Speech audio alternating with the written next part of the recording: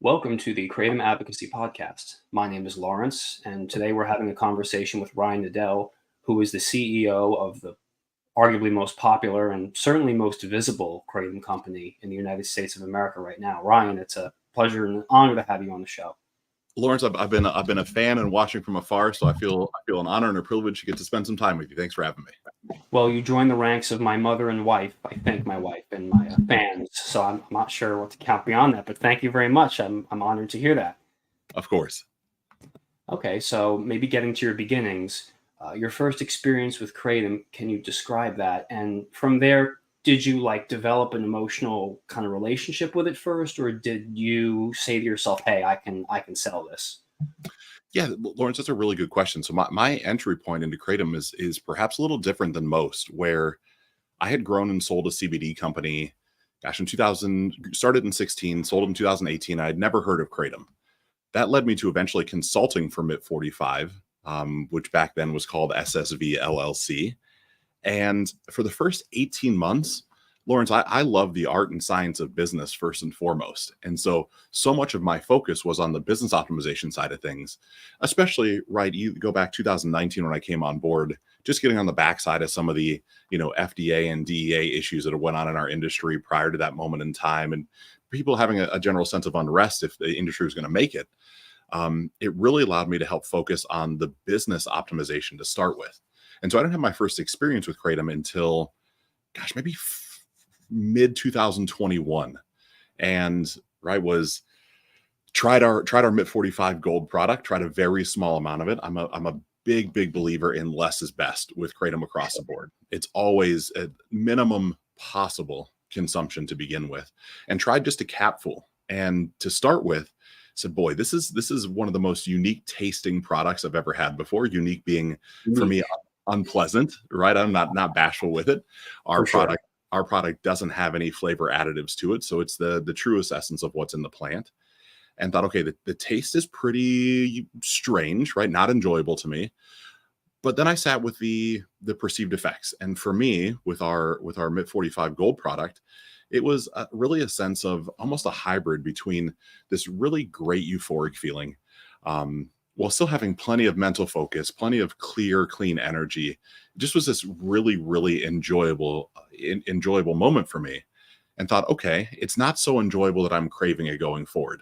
And so the emotional attachment to it wasn't high for me, other than the fact of saying, okay, I see what the buzz could be about, if you will, both metaphorically and physically in the body. That there is a unique experience when you try Kratom. And again, I don't believe Kratom is for everyone. I think that there's a lot of science that we've been studying to show, right, different potential use cases of both things that are good and things maybe not so good to consider inside the Kratom landscape. And so I share that, Lawrence, because from really in that 2021 range until very recently, we've been really focused on optimizing for what we believe we'll call it the best serving size would be. And the best serving size being driving it to the novice consumer, as perhaps the FDA would qualify it, or even just how you and I qualify. I was a novice consumer in 2021. I didn't really know about the plant. The science wasn't, what it is now. It was, okay, I know less is best, but how much is a little? How much is a lot? How much, what does that even mean? And that's led us to a path where our new products, and all of our products going forward have metered servings on them now, right? We believe that 25 milligrams of active alkaloid is a good entry point for a novice consumer, that with a dropper to very clearly understand what they're consuming, that when taken responsibly, it will break some of the stigma that could exist around Kratom with, again, like you said, how is someone connecting to the plant? How are they feeling on it? Are they building an emotional bond to it that's hard for them to disassociate from? And we truly believe, with a bunch of scientific research, that 25 milligrams is a really appropriate amount of consumption for a one-time use, and to not exceed, 4 servings over a 24-hour period, spaced at least 6 hours apart. Like our goal, and my goal to me inside of the Kratom landscape, is responsible consumption and informed consent. I think that when consumers know more and more and more, and they're not being guided towards something, it's more of like, here's all the information we know right now. obviously, you know better than anybody in our industry, the science is emerging almost weekly at this point, right? So it's like what we think is true and valid now might be proven untrue and unvalid in the future. And so being rigid enough to know that we have to pay attention to the science, but flexible enough to know that the science might show different things in the future is part of what we've really built our company into over the past, 18 to 24 months. Long-winded diatribe to say, my first experience with Kratom was unique, enjoyable. It's something that I use a handful of our products throughout the course of a month, and I use them primarily for energy, focus, mental clarity. I go for that versus potentially an energy drink or something like that. Every once in a while, I'll still sneak in a cup of coffee or the occasional Monster or Red Bull. But I think the effects to me, again, you get it, are just, for me personally, are much different with specific extracts for us that provide specific results. So you mentioned that you're trying to fight more is more, less is more. How does that reflect on your packaging? Because I noticed that we make it stronger is better, and stronger is better. That's typically the approach that gets you a dependency, or perhaps even addiction. How do you fight that? And would you be okay with putting, similar to, I guess it's akin to cigarettes, nicotine is an addictive chemical. Maybe not for metragenine, but maybe for something like 7-OH. Would you consider putting, like, this is an addictive, could be an addictive chemical, potentially addictive? Would you be open to that?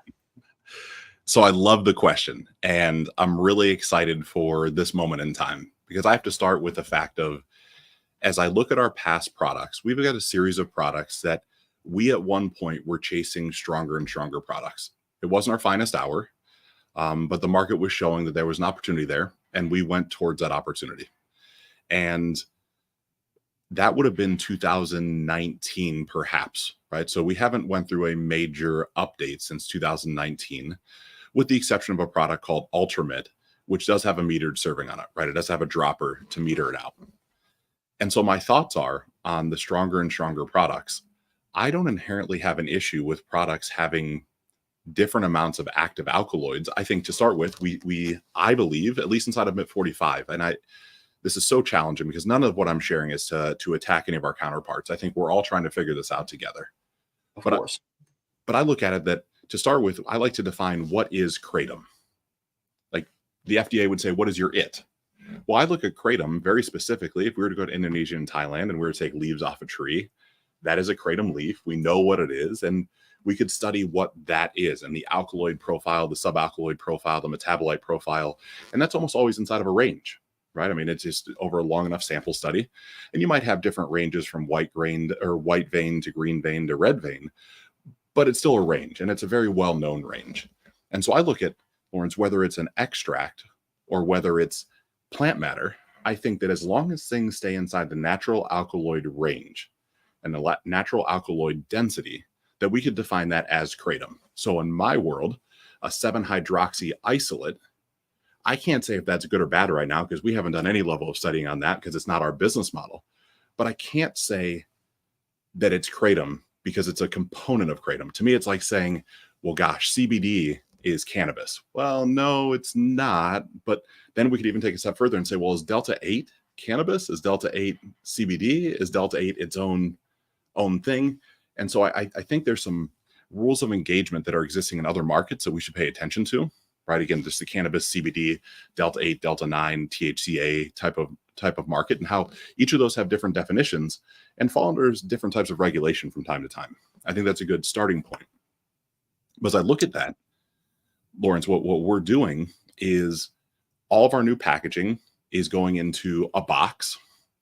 The box has very clear warnings on it across the board.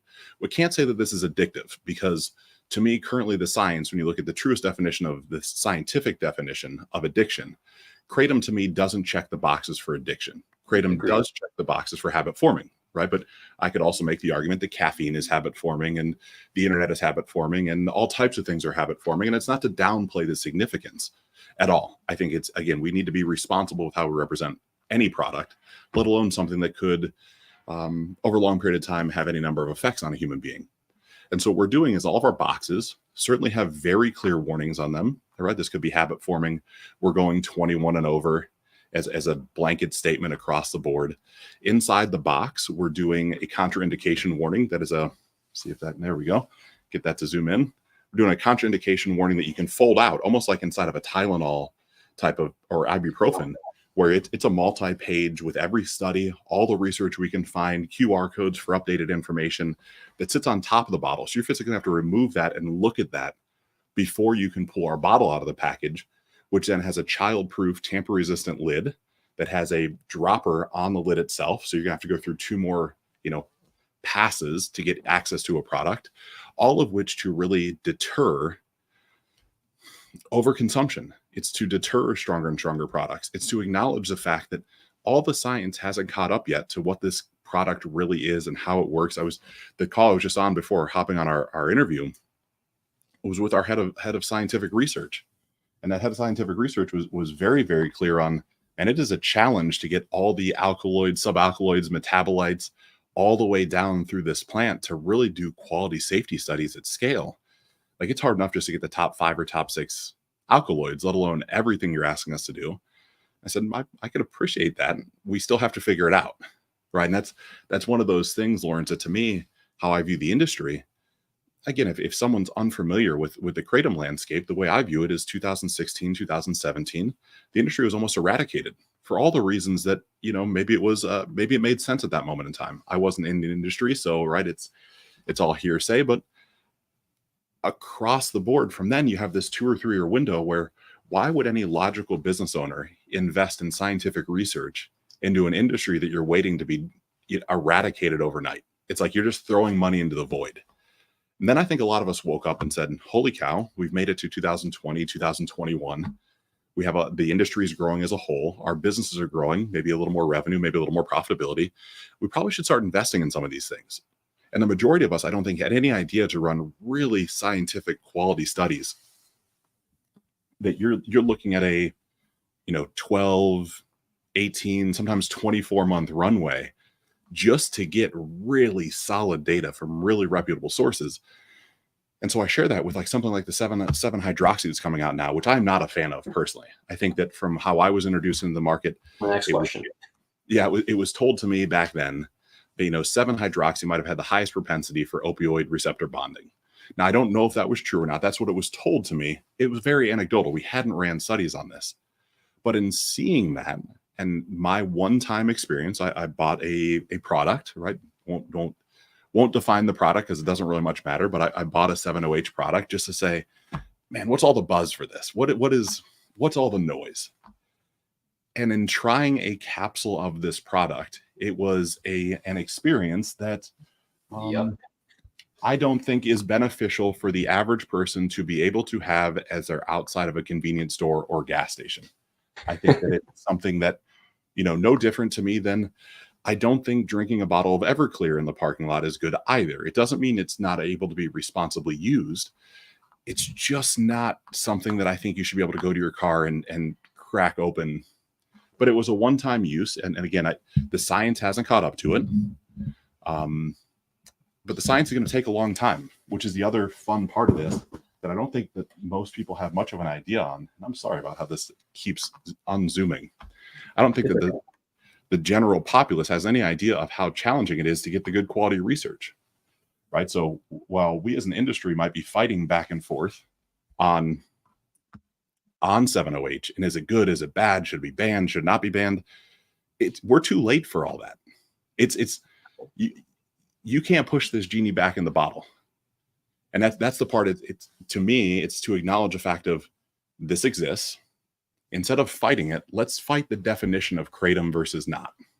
Let's allow 7-OH to fall under its own regulatory guidelines. Let's have those people that are manufacturing and making that product, let's have them be responsible to show up the way that we show up as a Kratom industry. Let's just not confuse the novice consumer that 7-OH is not Kratom. It's a component. It's an alkaloid. It is not Kratom in its entirety, would be my stance. I'll get off my soapbox, right? Again, I'm not anti 7-OH. I don't think it's good for the average consumer stopping at a gas station or smoke shop and popping a pill in their car. But that gets into a whole nother conversation, Lawrence, where we have to acknowledge that 7-OH is a percentage of every Kratom product in the market. So which one is it? Is it Is it the fact that all 7-OH is bad and we should filter out 7-OH? I mean, we try to, in our manufacturing process, drive that as low as possible. We've got a very low tolerance for 7-hydroxy by weight, where we certainly disregard a lot of plant material that it comes in a little too high. That's our choice. I'm not saying it's best. It's just, I think that I don't ever want to be responsible for someone's demise, right? I think that when we show up, making money is a great thing, right? It allows us to make a great impact on a lot of people's lives. It allows us to employ at MIT45 130 to 140 full-time employees. It allows us to have charitable contributions. It allows us to have a ripple effect into the world, but not at the expense of someone that could be harmed by consuming a product. And I think that's my overall plight right now is, man, some of these products that people are taking to market, can you really sleep at night knowing that you're not harming people? Like really believing like, oh no, this is just not harming anybody. Or are you deceiving yourself into that? And I don't know, right? We all have our own cross to bear, if you will. But for MIT45, we are not a 7-OH manufacturing business, nor will we ever be.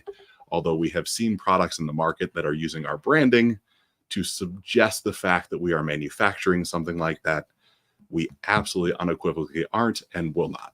And a lot of Kratom's opponents are using the public's conflation of 7-OH with Kratom to kind of drive a wedge into the community and break them up. I've noticed that. Who are like the main, I don't want to give them too much airtime, but who are some opponents that you encounter again and again, or misconceptions again and again that you encounter that maybe imperil Kratom's legality? Yeah, Lawrence, I think, right, we're just on the backside of the Champs trade show, right? And Champs trade show is kind of the smoke shop industry's trade show. It's in Vegas. And you walk through Champs halls and you see, we'll say 30 or 40 booths that are selling some variant of a 7-hydroxy product. And when you walk in the booth and you just ask them for information, right? Now, these are distributors, these are manufacturers. This is a smorgasbord of potential entry points. The majority of people are just calling it Kratom. And so I say, okay, well, that's interesting, but it's a small sample size. So then we start looking at our stores that we interact with directly, right? The smoke shops and convenience stores.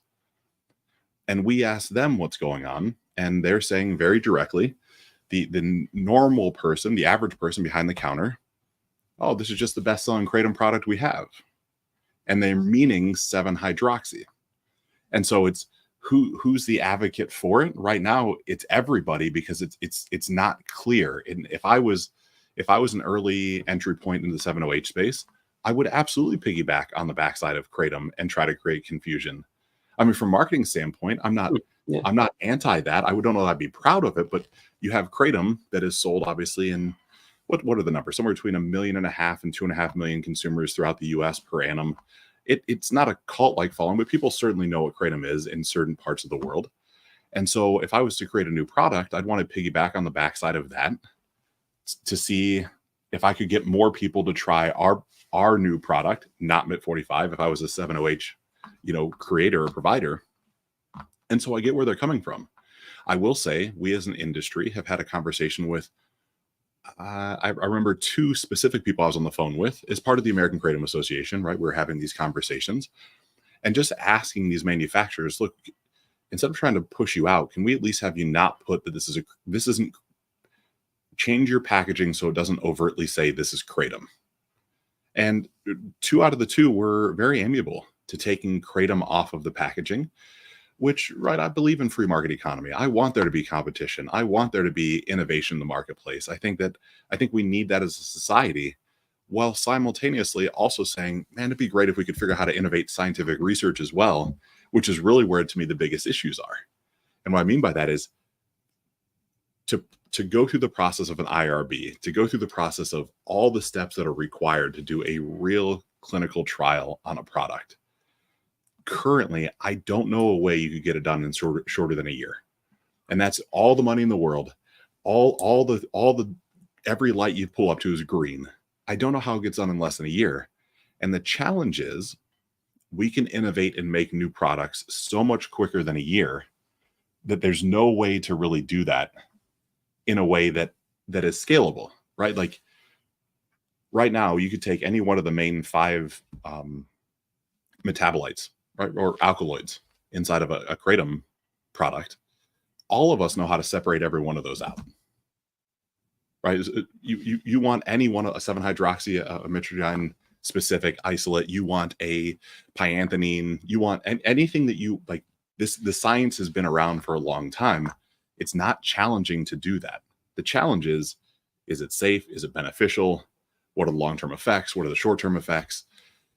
Where I think when we can figure out ways to get more scientifically advanced to shorten down the study time, then we start to have a lot of unlocks as an industry, and I'll go as far as a society, because I don't think that anybody wakes up and says, I want to do harm to people, right? I don't believe that someone says, I'm so greedy, I want to harm 1 million people by selling this product, at least in the worlds that you and I play in, right? We could get into harsh drugs and things like that. Perhaps that is the case. But I think that with advancements there, I think it's different. And admittedly, Lawrence, I think the FDA has the most challenging job of any of us. And that's such a polarizing thing to say to me in our space, where it seems like at times we think the FDA is out to get us all. I think that when you look at the FDA and the onus of responsibility that they have to protect a novice consumer at large, they are under-resourced. That's a very small department.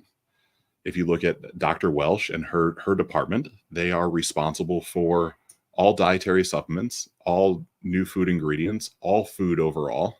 And so you have one office with somewhere between 5 and 12 people, depending on, size and scale, that is responsible for ensuring everything that we put in our mouth that's not pharmaceutical is safe for consumption.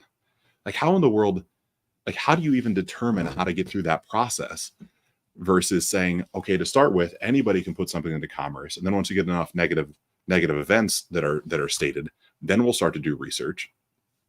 And we as an industry haven't done ourselves any favors. Right. I'm raising my hand of being guilty with some of our products that are stronger, that again, we're changing the packaging, we're changing the metered servings, where it's saying, look, if we just would take best practices from pharmaceuticals, from food, from THC and CBD, we would bond together, we'd create a standardized serving, we'd make it so there were guardrails around the product so it wasn't easily accessible by any minor. We would make sure every product was manufactured in a GMP compliant facility or better. We would consistently all be funding a level of research. We'd have a consumer advocacy group and we'd have an industry advocacy group. They'd be different. And you'd be watching out for ourselves. You'd have a third party that actually went around and audited the manufacturing facilities to ensure the fact it's not just a checkbox, that you really go in almost expose style, and you'd actually have the ability to work side by side to help manufacturing facilities increase their quality of output. But we're not there yet as an industry. And it's like, it still feels like at times around many of my counterparts that they're just waiting for the next shoe to drop. They're waiting for the industry to be eradicated. They're waiting for the next, monster in the closet to jump out, versus saying, hold on, guys, what if we just bond together? It's not about who's right or wrong. Like, I don't know if our 25 milligrams of active alkaloid is the right serving size or not. I don't have any idea. But I know we have to start somewhere. We have to put a flag in the ground as an industry and say, okay, we think this is reasonable. Here's the data that shows it. Here's the science that shows it.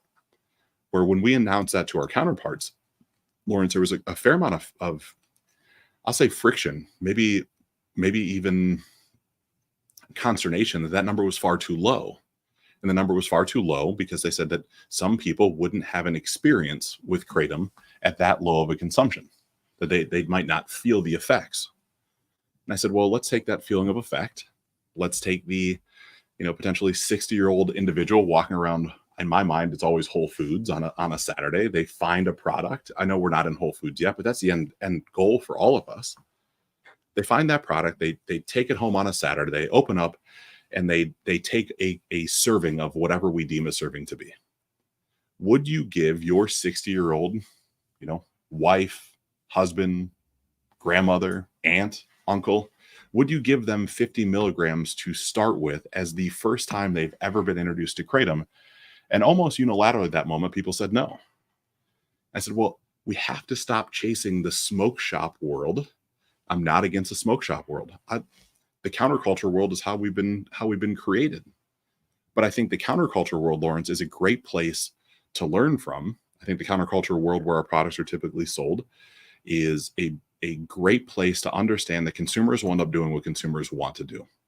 And I believe that go ahead, Lawrence, please. I Yeah, keep interrupting you. no, it's okay. Looking at the majority of the consumers in that grouping, it's mostly younger people, and younger people typically are searching for greater intensity of experience. So my concern with that perspective would be that people go off and are doing their own shit anyway, and they're pumping it up and making it more powerful. And you have the bulk of your consumers just ignoring people doing the right thing and taking that.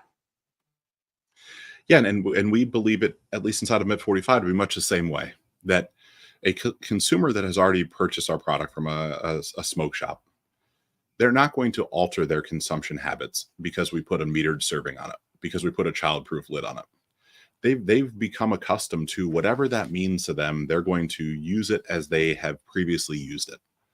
But if we want to start indexing towards the new demographic that we believe, like, it's been very interesting for us to see our e-com business really take some massive shifts, where our e-com business, Lawrence, is much more of the late 40s, early 50s. We'll go really late 30s to early 50s, upwardly mobile, tons of disposable income, white male that's interested in health, fitness, longevity, travel, day trading. I mean, I can go through all the socioeconomic and psychographic propensities that these individuals have. And it's saying, holy cow, these are people that are looking for natural alternatives to something, right? Who knows what they're looking for right now? I won't make any claims, but they're looking for a natural alternative to something, and they're finding Kratom, but don't feel comfortable currently going into a smoke shop, a gas station, convenience store to buy the product. And I get it, right? I'm a 40-year-old man that I think is somewhat upwardly mobile. I'm not taking, my car after work and driving to a smoke shop. I am sitting in my office buying things that I want to have show up at the office or at the home. I don't think I'm unique in that situation, but I think we as an industry should really focus on where do we want to be in 5 or 10 years from now.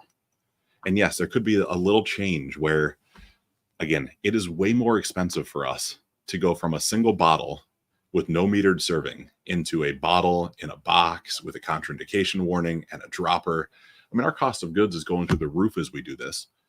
But in doing it, we just have this internal knowing that it's the right thing to do. It's protecting someone that has never seen Kratom before.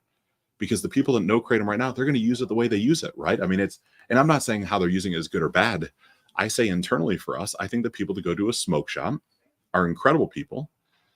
But I think that they typically are going to a smoke shop or, alternative shop to escape a sense of reality. And what I want to start chasing is people are looking to augment their reality or enhance their reality. And I think it's a very different way to approach the plant. I think it's a very different way to approach the marketplace. I think that has us being innovative versus stronger. I think it's just a different way to view things. But right, time will tell if I'm right or wrong, right? We're definitely gambling pretty big here with, Lawrence, I'll show you our new packaging. I mean, it is insider information. I thought it was nail polish at first. Yeah, pretty cool. Wow. Right. Nice. So it's physically droppers, and this affixes on, and it's completely childproof. And same thing with our gold standard product, right? MIT45. Mm-hmm. And so it's a slightly different logo. It's a slightly different feel. Yeah, they're painted bottles. It is more cumbersome. It is more expensive. It is more laborious. It is more of everything, but it's also, we believe, more of what the novice consumer deserves to have access to is more information that is not only pro Kratom, which I think is another slippery slope for us. I mean, look at the podcast I get to be a guest on, the Kratom advocacy side. Well, thank you. I love that, but I think it's equal for us to say, what are all the people that maybe shouldn't take Kratom? I don't think Kratom is for them. And I think sometimes that doesn't get tossed around enough, right? We've got scientific research that shows if your C-reactive protein is not fully expressed, you have somewhere between a 80 and 90% higher possibility of establishing a sense of habit-forming behaviors associated with Kratom. Now, it's not just Kratom, it's everything across the board. And then people are like, well, how do you know if your C-reactive protein is fully expressed or not? Well, you don't until you take a DNA assessment. Well, how in the world do you combine those two where you walk into a convenience store or a smoke shop, you have to spit in a tube, you have to wait 4 or 5 days to get the test results back. Like, but those are some of the things that we're innovating internally, where I'm in negotiations right now to, I think it's appropriate to share with you. We've been in negotiations to buy a company that would allow us a patented way of assessing DNA to know exactly that. That would be almost Wow. instantaneous response. That when you were to, spit into a tube, it would change the color of the liquid based on if you have the C-reactive protein expression or not. Because I truly believe that once you know better about something, you have an onus of responsibility to do better. And seeing that research that came out, it just doesn't make sense to me to not bring that to the forefront. Much like I keep trying to bring myself to the forefront of the focus on the camera. I was thinking that line as well. We're on the same back. So that's really fascinating, and thank you for sharing that, both your packaging and this DNA company. That's really valuable information. And I wanted to maybe pivot for a moment. So you present as like an affable, highly visible, highly extroverted CEO. Is that natural to your personality? Is some amount of that, not to put it, not a negative connotation, but maybe choreographed, or did you have to cultivate that? Are you really more introverted than you would seem, or basically does the position of CEO conflict sometimes with your personality, and if so, how so? What a brilliant question. Thank you for asking it, Lawrence. I think that on Thank you.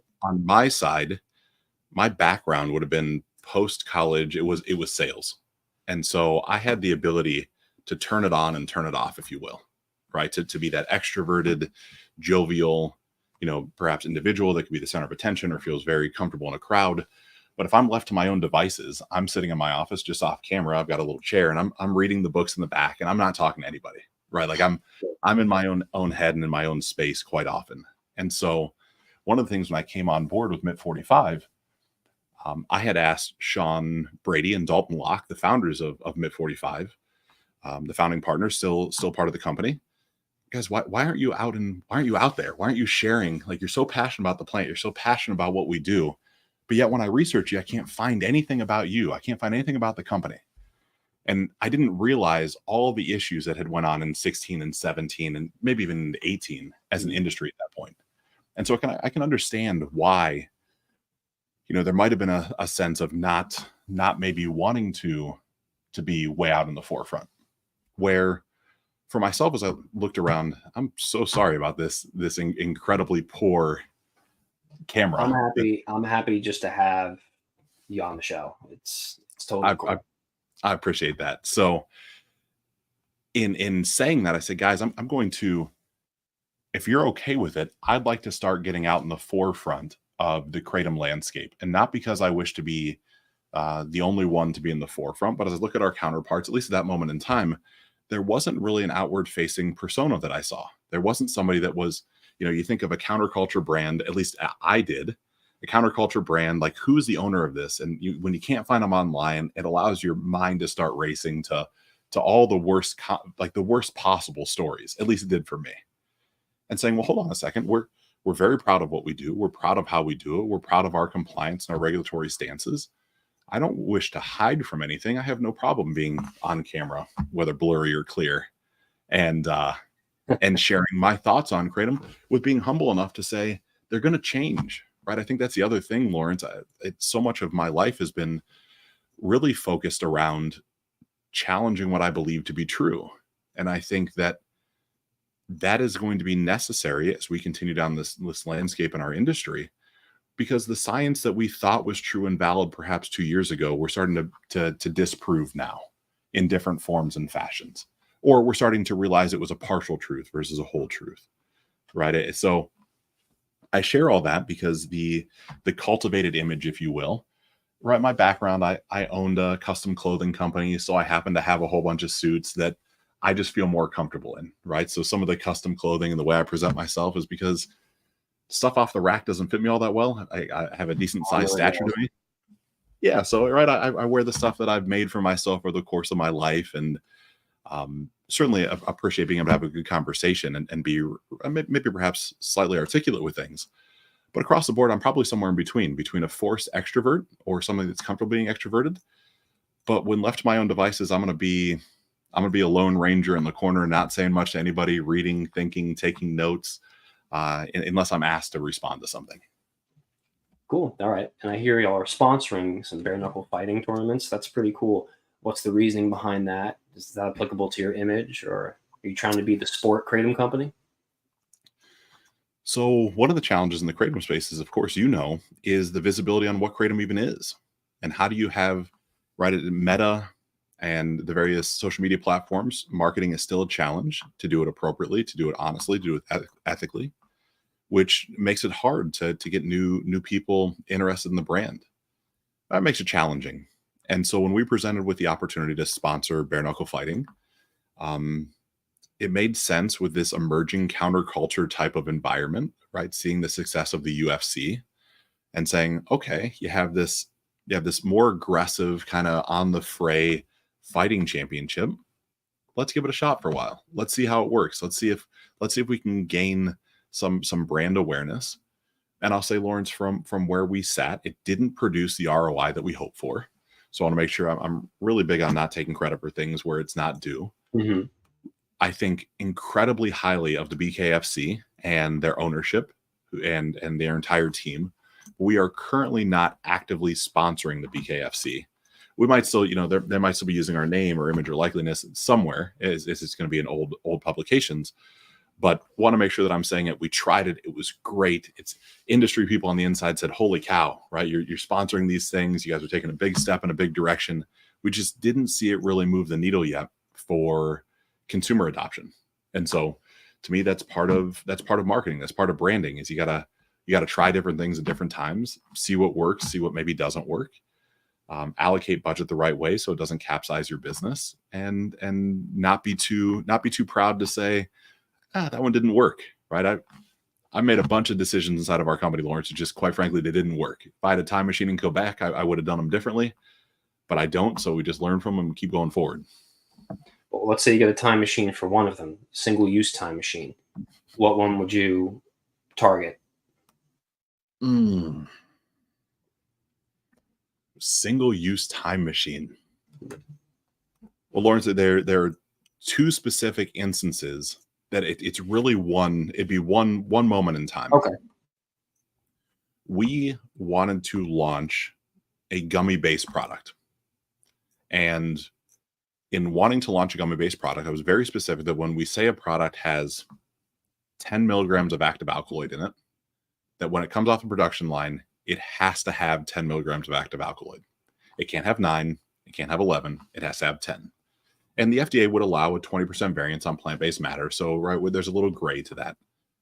But we had a group of gummies that came out about $1.5 million worth in cost, not in revenue. And they came out at, if memory serves me correctly, 11.5, or maybe it was 12.5 milligrams per gummy. Huh. And thought, okay, it's still very safe, right? It's still a very low entry point when you look at normal consumption. But yet that's not what our packaging says. That's not what our product's intended to have. And so we decided to scrap and throw away all of those gummies because Are they in a landfill somewhere, like just sitting there, and we can all go get them, or what? So regretfully not. This is about 1.5 years ago. There are very specific guidelines on how you dispose of consumable products that go through a series of steps to ensure the fact that someone couldn't do that. And in that same moment in time, Lawrence, we then produced more gummies, right? Which are, they haven't been the fastest moving product for us. And I understand why, because to me, you walk into a potential counterculture store and people's methodology of consumption is pretty fixed right now to me, right? You look at powders and capsules or extracts are kind of the 2/3 variances of methods of consumption. And gummies are intended for more of a novice consumer. It's more of a convenience store based product or more of a health and wellness store based product because, people are used to the CBD gummies or any number of different gummies now. And so I think we missed the mark with where we took it to market at. I think we missed the mark with how many we produce. We were a little overzealous of our size and scope and what we thought we could pull off. So in a time machine, I would go back and I would not overproduce gummies, and I would ensure that our manufacturing processes didn't didn't necessitate us throwing away more than $1 million worth of product, because those are very expensive, very frustrating lessons to learn that after they're done, you can't go back and retool $1 million worth of gummies. I mean, they're just sitting there, and would they have been safe for consumption? 100%. But there's a difference between safe for consumption and honoring what's on a label. And those are things not to be taken lightly, especially, and I appreciate the way you approached us as an industry, us as a business in the industry. I think with us being one of the larger brands, I don't know where we sit in the hierarchy. It doesn't much matter, but we're certainly not afraid to be visible. I think it's very important that when you have that sense of visibility, that you're consistently focusing a lot of energy, effort, and attention onto doing the right thing. And I air quote it, because what's the right thing even mean? Well, there's certainly FDA guidelines that mean the right thing. There's manufacturing guidelines that mean the right thing, but there's also just being a good person. Like our new packaging, these bottles, right? I'll keep harping on them. The QR code on the back, you're going to be able to scan that QR code. Good. The QR code, you're going to be able to see the specific certificate of analysis for not only that product and that specific lot, but every individual component's certificate of analysis that went into that lot. You're also going to be able to see a 24/7, 365 real-time video feed into our manufacturing facility. You're also going to see an executive summary on everybody that's manufacturing the product. That's part of our executive leadership team. You're also going to see any number of internal audits and safety inspections that we've went through. I think that consumers deserve to have eyes wide open transparency into what they're consuming if they feel so inclined to. And I don't think every person is going to scan a QR code. But if you feel compelled to, I want you to be able to do that and say, wow, I know what I'm doing. I know what I'm buying. I know where all this stuff comes from. So let's say I'm a new vendor. If you were a small vendor, how would you compete with MIT45? That's a frustration I hear lots of smaller vendors have, is that they're just getting pushed out. So how do you distinguish yourself in the kratom industry when, okay, you've got strains and you've got different methodologies of consumption, as you said, Ryan, but how do you do it now if you're entering this late in the game? So that is the legitimate $1 million question at this point, and maybe multi-million-dollar question.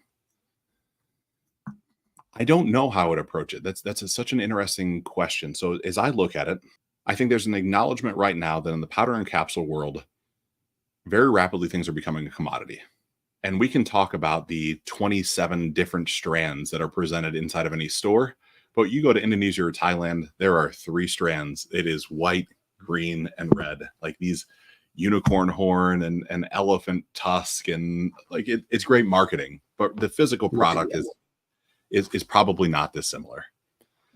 And so I know I wouldn't start with the powders and capsule space personally. I think from a regulatory standpoint, right, the FDA has shared, they've done some great research on powders and capsules, right? Actually, Super Speciosa's product, Ken and the guys there were very kind to give the group from University of Florida access to their powders and capsules, which they didn't know the FDA was testing, but they were. And they found no adverse effects to be stated between 2 grams and 12 grams of consumption in a single ascending dose study, which is very beneficial. So on one side, powders and caps kind of have not a green light from the FDA, but right, the FDA has it feels like a moniker of understanding on what those products do.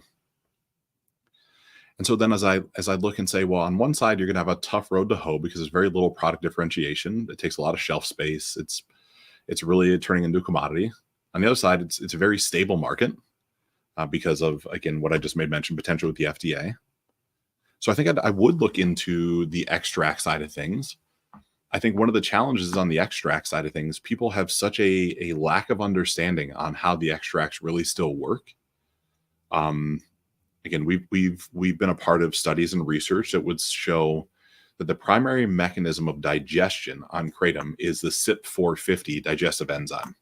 And that CYP450 enzyme, I'd start to do research on what are all the other materials that require a lot of CYP450 to digest it. Because kratom has a very high molecular weight from a structure, and so it has a larger bonding affinity to the CYP450. And why that becomes important is you take something, again, like a turmeric or a curcumin or even apple cider vinegar, of all things, also requires CYP 450 to digest it. Why that ends up mattering is if you were to add trace elements of kratom to those products, you could make a more digestible, more bioavailable version of a curcumin, of a turmeric, of a apple cider vinegar by combining it with very small amounts of kratom. So I don't know that I would get directly into the kratom space in its current form and function. I think that we're starting to see the backside of the early adopter curve. If you're familiar with kind of the economic growth curves that exist, I think you look at the smoke shop space. The smoke shop space currently, it's not growing at a new storefront opening at the same pace in which inflation is rising, right? So we would say that, to me, that's kind of a steady state. And so you walk into the average the average smoke shop, to me, and they're very familiar with what kratom is, right? People are coming in and asking for it, and whether they're asking for our brand or a competitor's brand, it doesn't matter. It's established. So I think if I was to do it again, and it's actually some of the things we're working on now, I mean, no, not bashful to share it, are some of these things that I'm sharing. It's saying, what happens when kratom isn't the product? What happens when kratom is a component of a larger product that is intended for optimal health and wellness? So augmenting or enhancing reality versus escaping it. That's where I would focus. It's going to be a longer road. It's going to be a little more challenging, but I think it's going to be more lucrative at the end of the day. I think it's going to be more sustainable. I mean, it's really tough, Lawrence. I mean, you think of, again, I don't want to, who knows who the biggest in the space are. I think you can make an argument that OPMS obviously has a very large footprint. I think you'd make an argument that MIT45 has a large footprint. I think you'd make an argument that Hush has a large footprint, right? There's a series of brands. When you walk in the average smoke shop, where we have shelf placement, right? Feel Free, Botanic Tonics, obviously that's a little bit different feel across the board for where that sits in the marketplace. But I don't know that you're going to come in and magically unseed that, because, right, you probably don't have the buying power that we have. And if you do, you don't have the established brand that we do. Right. But we've been doing this since 2018 with our, with MIT45, the gold shot. I think it's really tough. It's like saying, if you were to create a new soda product, how would you unseat, or how do you compete with Pepsi? Or how do you compete with Coca-Cola? I don't know that you do right away. I think what happened is you had a new category that emerged with the energy drinks that then eventually got acquired by Pepsi and Coke. So I think people would have to start thinking tangentially to our space to compete versus to jump in just to make another kratom product with a different alkaloid profile and drop price. I don't think that does anything. So make yourself attractive to the Borg, the kratom Borg. I see. I think so. Okay. What's the future for your company aside from the packaging projects you're working on, challenges you're facing now? Any advocacy you want to talk about? Yeah, across the board. So some projects we're really excited about are some of the ones I've just been making mention of, right? Obviously, pursuing the DNA assessments and how that can provide value. It'd be providing value in new markets. We're in the process of a series of international expansions that'll take us outside of the US, which is very exciting for us.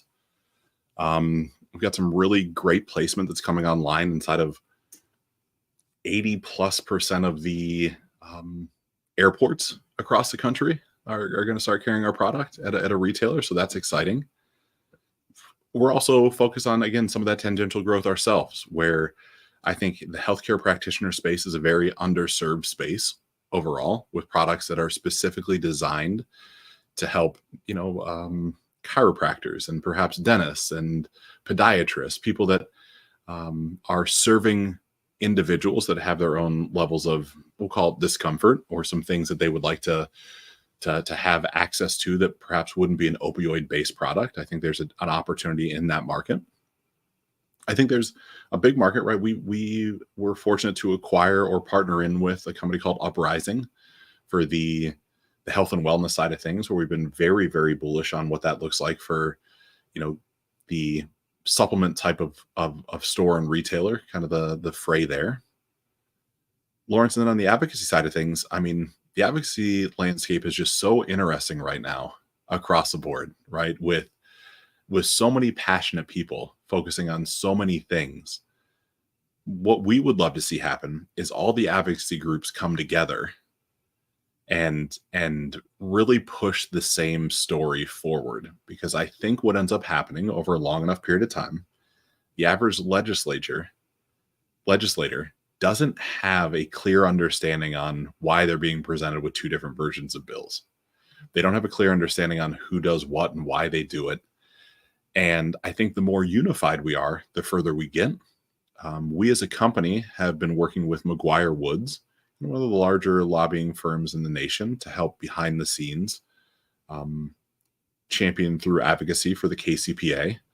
I think the KCPA overall, the Kratom Consumer Protection Act, I think we need to take a hard look at how that's designed. Is it scalable? Is it sustainable? How again do we define Kratom in the KCPA? Because if you try to make the KCPA everything for everybody, it's going to be really challenging too. I think for me, it's a lot of the advocacy, it gets around things like that. It's saying, like, how do we advocate for responsible consumption? How do we not go toe to toe with the FDA and work hand in hand with the FDA? Because at the end of the day, if you want to protect people and you want to do the right thing by them, the game of business is pretty fun. The FDA isn't the boogeyman in the corner to me. They have an incredibly challenging job. I think for some of the things I'm really excited about, Lawrence, I would love for us to figure out how to be the first publicly traded Kratom company at some point. I think that we've been professionalizing ourselves over the past 4 or 5 years with, unqualified PCAOB audits and, really focusing on what it takes to take a company to the next level. It's something I'm incredibly proud of. That's really why I was brought in to MIT45, was to help professionalize it across the board. It's, I had a little bit of experience in selling a company or two before, or being a part of a handful of transactions. And so I think that can be an exciting thing for what that might look like whenever that day presents itself.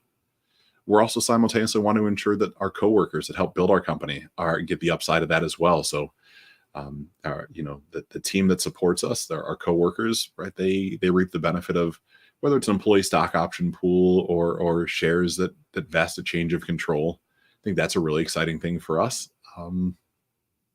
I could go on and on about the possibilities in the future. What I do know is we've got a very aggressive 5-year growth plan that it's been our experience. It'll be my experience for anybody that watches this. When you can really sit down and clear out some space and take the filter off your life of what you want to achieve in 5 to 10 years, and you don't worry about the how.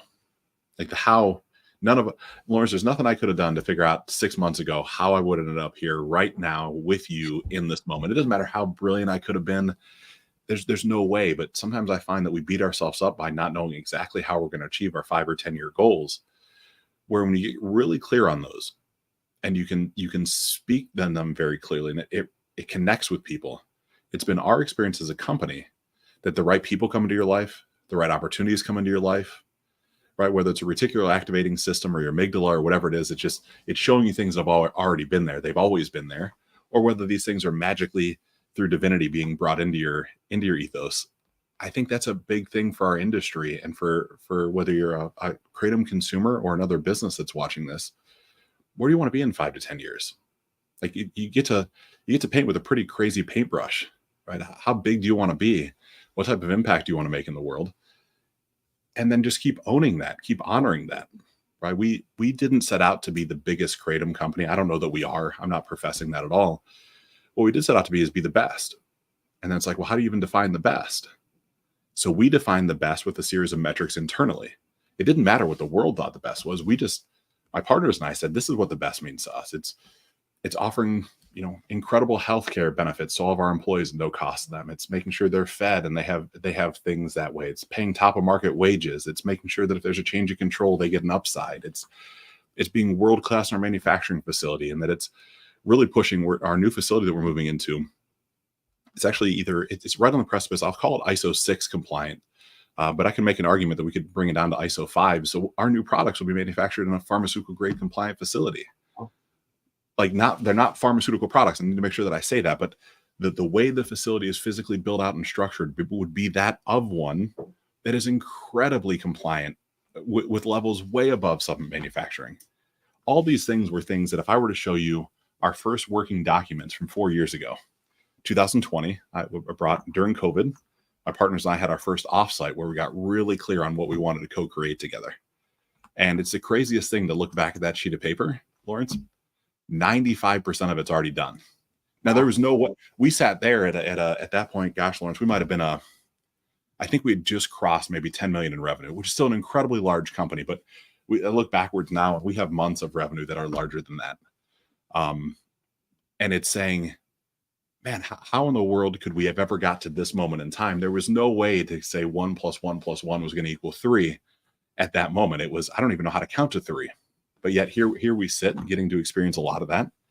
And not to be too metaphysical, but I think that the more time we focus on why we're doing what we're doing, the bigger impact we can make. And I think at some point that's hopefully why all of us are doing what we're doing, right? To make an impact, to leave a positive impression in the world, not just to make a bunch of money. And right, I'm not saying that we're making a bunch of money either. I just think that sometimes the entrepreneurial journey is one of just, I need to make a bunch of money. And it's beneficial to have disposable income, but it is not the end all to be all. For sure. And to that point, if you affirm something to yourself with good enough conviction, it will happen. That's partially how my podcast got started, even though it's not big yet. I wouldn't have been able to do it if I hadn't believed it. You'll see it when you believe it. So I'm a firm believer in that. And I don't think it's even that metaphysical to believe. We operate the same way, Lawrence. That's how our entire business is structured, is through that level of, we call it attention and alignment, right? Are we in intention, and are we in alignment with that intention? And when those answers are yes, things seem to just magically happen. And so we're always knocking ourselves back into alignment with the intention that we set. Because the world gets crazy. There's a million things that go on that want to pull you just off of that path. So I really value what you just shared. Thanks. And finally, one book or piece of media that really transformed the way you view the world. So there is a book by Claire Graves and Don Beck that is Spiral Dynamics in Action. And spiral dynamics is a psychological construct that gets into not only how do we process information as human beings, but how do groups of people process information, how do city-states and nations process information. And it was the first awareness I had that we have, again, maybe it's real, maybe it's not, but somewhere between 8 and 9 different levels of self inside of ourselves. And as someone gets really mad or frustrated, right, we all have a version of that inside of ourselves. And when we're challenged emotionally, the person that reverts to that isn't bad or good. They're just operating this, what's referred to as red level 3. It's a power God level. It's, man, I need to stamp my fist and slam my hand down, and this is the way it's going to be. And that's beautiful, because we all have that. We all need that inside of us. But then there's some people that, man, when chaos ensues, they get very orderly. They start creating structure. They're cleaning up their desks. They're trying to figure out the process to do things. Those end up being blue level 4 type of people. And there's this whole construct, Lawrence, that gets into how that works, might work, right? Who knows? It could all be nonsense. But it was one of those things that when I saw that, I started realizing, man, people are just doing the best they can with what they have. We're all just trying to figure it out. And none of us probably do. And so it allowed for, when I'm in that space, a lot of humility, a lot of gratitude, and a decent amount of empathy for what people are going through, right? Because if you've never been exposed to these as being possibilities of conversation, well, then how would you be able to navigate up and around and through the different levels, right? If it's even one that serves you. So Spiral Dynamics in Action by Claire Graves and Don Beck would have been a book that would have came out perhaps late 70s, early 80s. His work has been progressed through by a guy named Ken Wilber, who has a theory of everything. He's got something called All Quadrants, All Levels. I'm a big psychology fan of just studying how human beings operate and think, and really it's from a self-discovery sense, right, Lawrence? I mean, we could have a whole nother show on all the things I've messed up in my life and less than favorable decisions, and maybe why I made them and the stories I tell myself. So it's just a beautiful journey of self-exploration. There you have it, Ryan Niddel, the philosopher, and Ryan Niddel, the entrepreneur. Thank you so much, Ryan, for being on our show. It was a fascinating conversation. I'm sure the viewers will love it, with or without the blur. I recommend downloading the audio version of this one, guys, though. That's really the full experience. But, Ryan, thank you so much. It was thrilling having you on again, and we'll talk again sometime. Great, Lawrence. Absolutely. Thanks for having me.